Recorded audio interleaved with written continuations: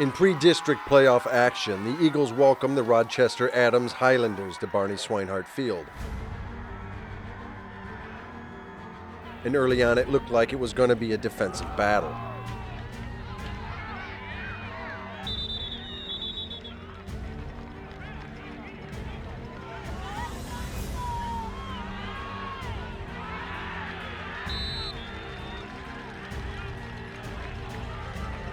That was until Blake Rastigue finds Steve Nadolski, who fights for 24 yards after the catch.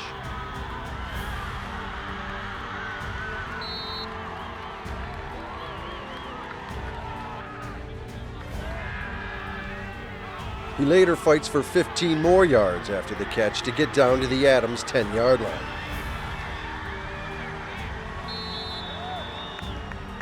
Highlander defense would stop the Eagles in the red zone.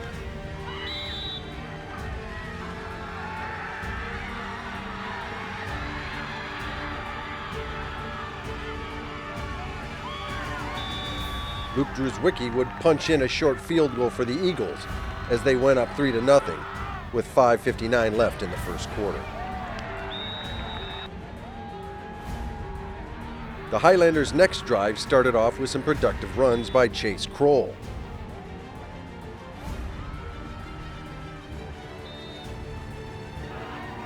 But then check out this sack. Out of nowhere, Michael Gardini.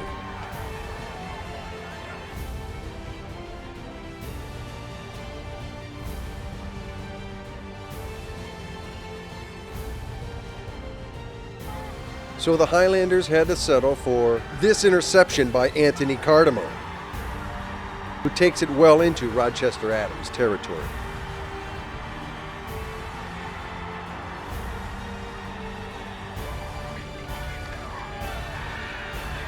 But the Eagles' drive would come up short and they were forced to punt.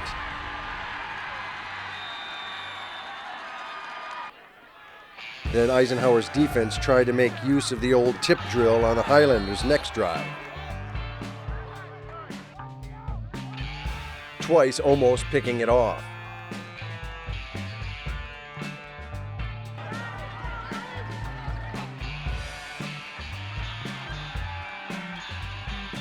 But then Eisenhower got great field position and could not put it in the end zone. The Eagles would attempt a field goal, but it would be no good, and the score stood at 3-0 Eisenhower.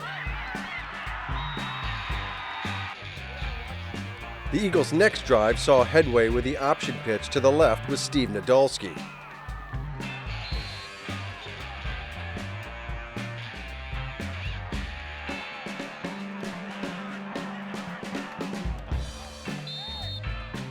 Also making use of the left side was Blake Rastigue, here on the keeper, getting down to the 8-yard line.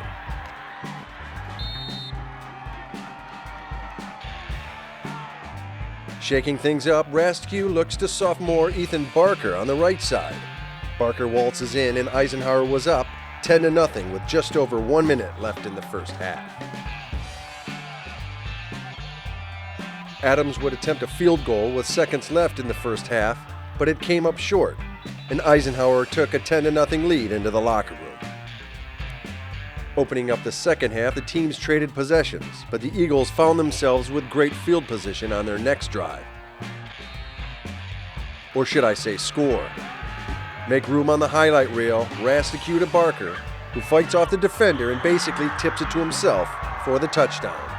Eisenhower led 17-0. Adams would put together a drive later in the third with the help of a great grab by Anthony Petrino. But Nick Passarelli read the Adams quarterback and stole the ball for the Eagles.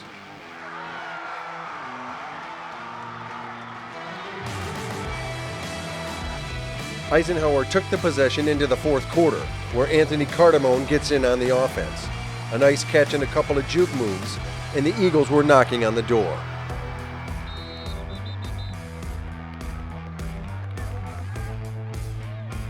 Ian West, open at the 10-yard line, fights his way down to the Highlander 3-yard line.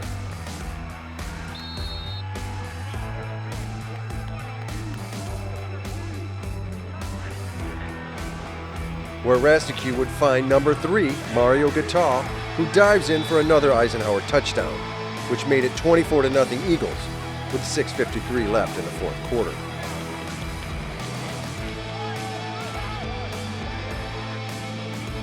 Eisenhower's defense closed the door on Adams' later attempts at moving the ball,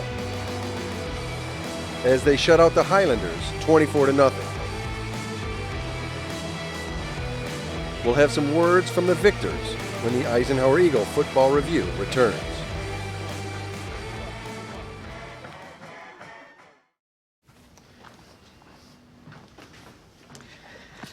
All right, I know this isn't any fun to talk about, but we should. Okay, so who's gonna do what? I'll pack the dead batteries. Great. I'll only put what I don't need into a duffel bag. Perfect. That's totally unhelpful. No problem. Meanwhile, I will try to comfort everyone by speaking in a calm voice. And I'll try to get the generator going without any gas.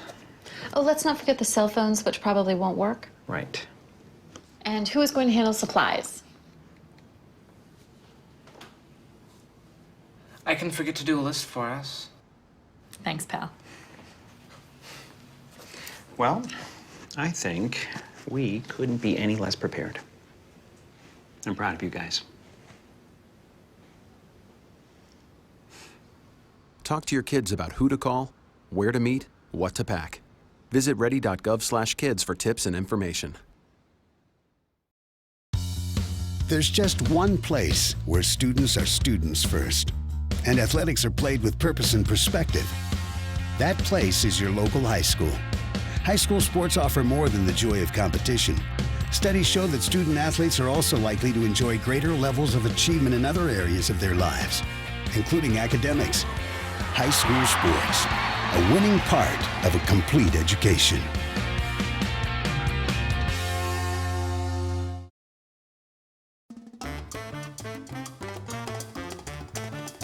We would like to thank Esplendido Mexican Cuisine for their 20-year sponsorship of both Utica and Eisenhower football coverage.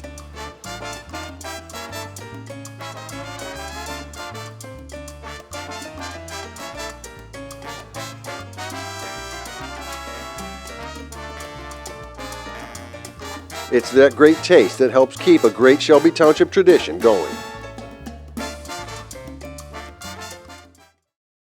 Coach Chris Smith, another big playoff victory for the Eisenhower Eagles in your tenure as head coach. And this time again against Rochester Adams. You played them 2 years ago. You beat them.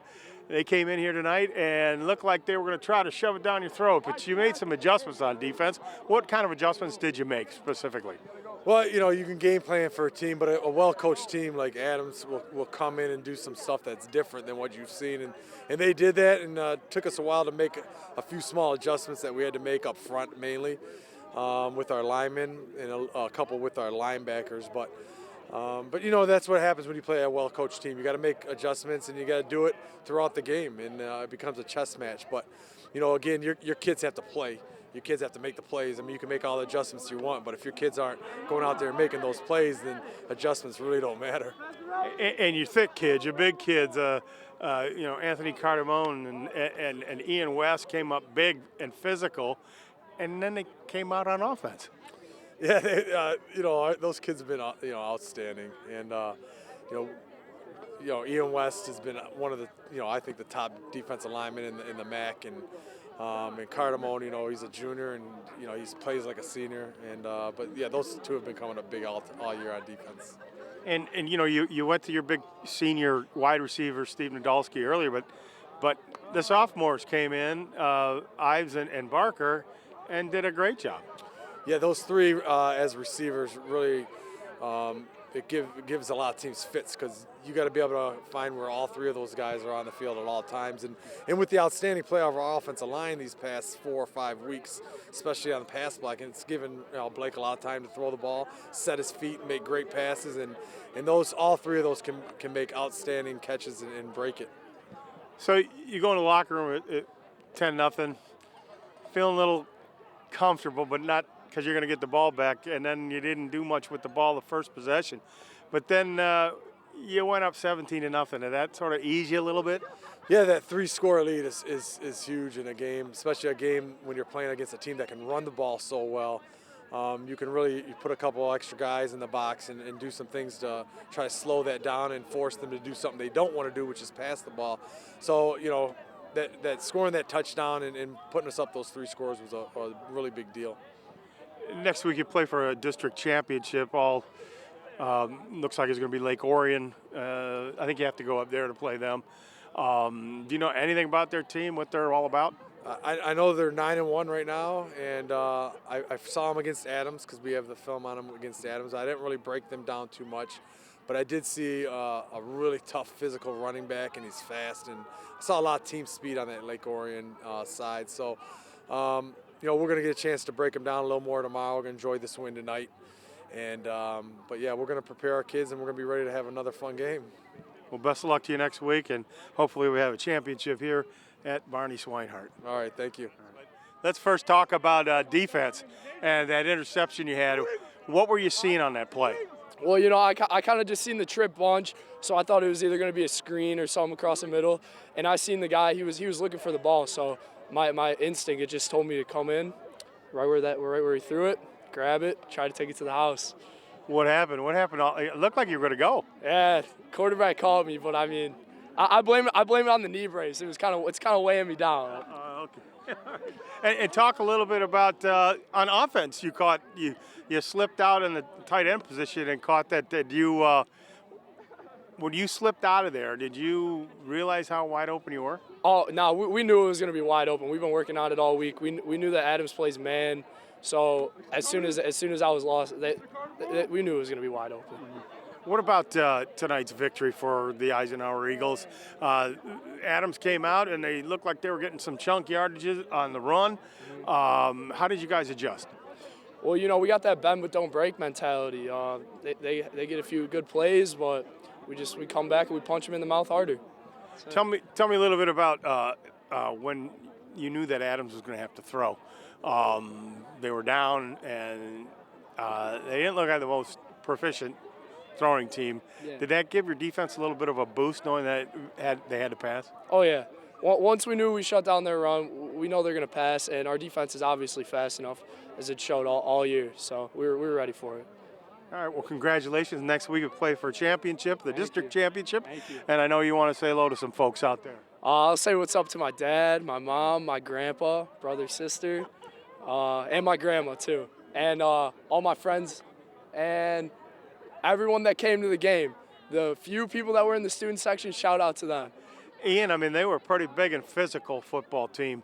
And, of course, you being in the defensive tackle spot, right in the middle of that mix, tell us how tough it was out there in the trenches. It was tough, you know. They were big, they were strong, you know, but, like, low man always wins. And it was tough. They got me a couple times, but I stuck in there and played tough through it. Now, Coach Smith and Coach Morris, they brought you in on offense a little bit, and you made a nice big first down catch down here in the red zone. Tell me about how that play developed and what you were thinking. Oh, well, we run that play a lot. I love it. He finally gave it to me, and I was so excited to catch that ball. It took forever. It felt like it was a long time to come down to me, but it was so exciting to catch that ball. And then just for a reward, they let you run the ball right up the middle and get killed again, right? Yeah, and that kid chopped my knee up a little bit. It's all right, though. Yeah, but you're all right for next week's championship game. Oh, for sure. I'm never going to miss that. Tell us a little bit about the feeling on the team right now, going into practice this week and going into that game next week. Well, we're really focused. You know, we're very mentally tough. You know, we don't take no days off. We always working, no matter what day it is. So I feel like we're hot right now, and we're gonna keep rolling. Okay, you get a chance to say hello to some folks out there, so I'll let you do that right now. I just like to say thank you for coming, my family and my friends, and thanks to everybody that showed up. Ethan, tonight you made a couple of touchdown catches. The first one looked like they blew a coverage or something. What happened on that first touchdown? To be honest, Coach Morris, best offensive coordinator in the state. He draws up the best plays, and when we execute them, they always get like that. So shout out to him. And you caught the second one. Looked like Anthony Carter, former U of M star and NFL football player, where he got the ball, had hands for the ball. Yeah. I don't know. It's a choice route, so we flip his tips and then run the post route, and then it was there, and we just made a play. So when the ball was coming down and it looked like it landed on the defender's head or something, what were you thinking there? I'm just focusing on the ball, concentrating, just getting the reception. So that's all it is, really. So this is pretty exciting for you. You're a sophomore. You're in here, and this is like Division I football in the playoffs and everything. What kind of feelings do you have when you come out on the field? Not gonna lie, I'm really nervous, but when we come out here, we play as a team, and obviously everyone doubted us before this game, and 24-0. So I don't know. Well, you guys played a great game there. Well, other thing I was gonna ask you too is they play the man-to-man pretty much, but the corners, they were right on top of you. How hard is that for you as a wide receiver to sort of beat that kind of coverage? I don't know. It just takes hard work and practice, so I don't know. And it hit pretty hard too, but you guys seem to hit just as hard. Mm-hmm. It was a great game overall. I mean, I'm just glad that we came in with the W. Your thoughts about maybe next week going for the district championship? All I gotta say is, let's go Eagles. Nick Sefco. All right, I know you want to say hello to some folks out there, so I'll let you do that now. My family, Blake Rastiu, D1, and Coach Morris for drawing up a great game plan every week. All right, this is a great team effort, a great defensive effort today, and I think no question that our defensive line came up big, and especially on the passing downs, getting the pressure, the guys in the back end staying on top of the ball. But I still, the heart of our defense is that middle linebacker.